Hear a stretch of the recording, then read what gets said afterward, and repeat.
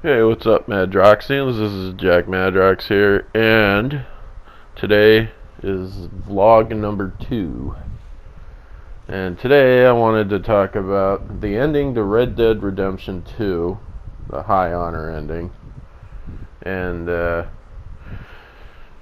so anyways, wow, I mean, like, if you get the High Honor ending in Red Dead Redemption 2, where Arthur dies, takes his last breath watching the sunrise. I mean, what a moment, like, in video game history, man. Like, I have not been able to get that scene, like, out of my head since I've saw it, I mean, I even uploaded it, as a video. It's like 28 minutes long because I put in the fight scenes and all that, and but I thought it was totally worth it, because shit, man, that whole thing was just, it was beautiful, it was good, and it kept the action going. Oh man, and my horse that I had since maybe like Clemens Point, her name was Annie, as Arthur's horse. It wasn't a horse that I bought. I had tamed after my first horse died, I believe. After my first horse died, I got Annie out of a field. She was one of the wild horses that were running around. They don't have owners or anything. And I tamed her, and I made her mine. And I think pretty much since Clemens Point, she had been Arthur's horse. And and Clemens Point is still pretty early on in the game, So I had Annie a long time. So just to have Arthur run to Annie and whisper in her ear "thank you" as she's dying from her gunshot wounds, it kind of hit me a little deep, I will admit. I mean, that was just crazy because they had spent a lot of time together, It was just nuts, Yes, that's my cat, if you heard that. Man, but I have not been able to get that out of my head, man. I mean, that is something that will stick with you, I think. I think it is something that will totally stick with you forever. Now, since I got that ending, I did go check out the other 3 possible endings on YouTube here, and those endings aren't nearly as satisfying as that one. You want to go for the High Honor ending, because the Low Honor ending is really just sucks, and and the other one ain't very good either. I don't like that one at all. And or is there 3 possible? I don't know. All I know is I think I got the best possible ending there was, like the true ending or whatever. And yeah, it's just beautiful, man. I thought it was awesome. Even just thinking about it right now, it's like I know I'll never forget that. I'll never forget that, man, because it was just such a moment, It was just so many things were happening at once, and it's pulling your emotions in so many different directions. It's just crazy. Anyways, I wanted to talk about that. I also want to talk about some wrestling, because those of you who have been watching my channel for a while now know that I am a wrestling fan. Always been a wrestling fan. Always will be a wrestling fan. Now, there is a new wrestling promotion going, that's making news here. It's called All Elite Wrestling, AEW. And apparently they've already signed Chris Jericho and Pac, which is Neville's new name. Pac, P-A-C, is Neville. But, he changed it to that for whatever reason. And apparently this AEW is run by the Young Bucks and Cody Rhodes. And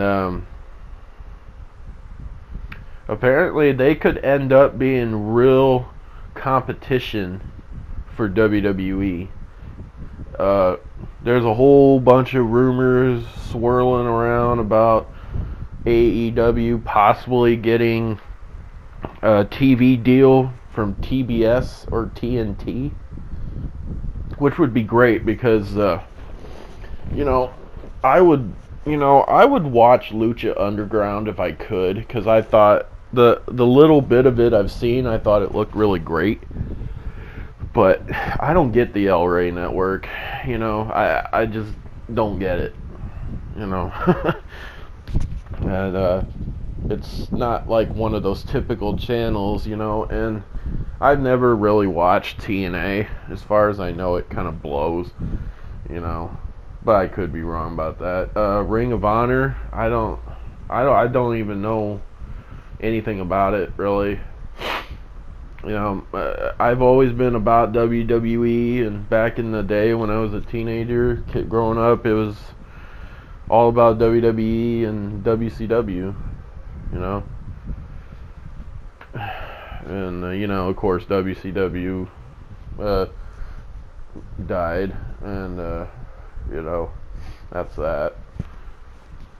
But this AEW sounds like it could be the new WCW, but without having Hulk Hogan and Eric Bischoff run the whole show, Now it'll be the Young Bucks and Cody Rhodes, which is awesome, dude. And I hope they do get that TV deal with a big common station, TV station like TBS or TNT, because that's what really needs to happen. Because all these other kind of lesser known channels like El Rey or whatever else, people, they don't really have, they either don't have that channel or they just don't care to have it, You got to have one of those typical stations, one of those big known stations that everybody's going to have, like USA.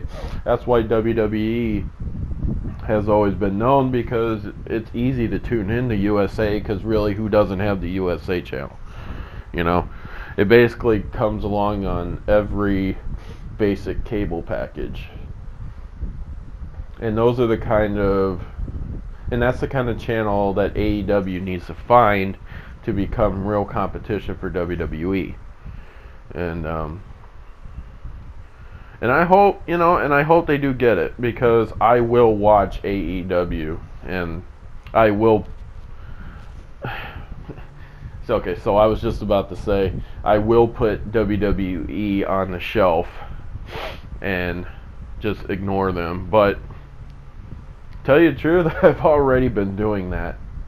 I have not watched a full Raw or SmackDown probably in 2 months. 2.5 months maybe.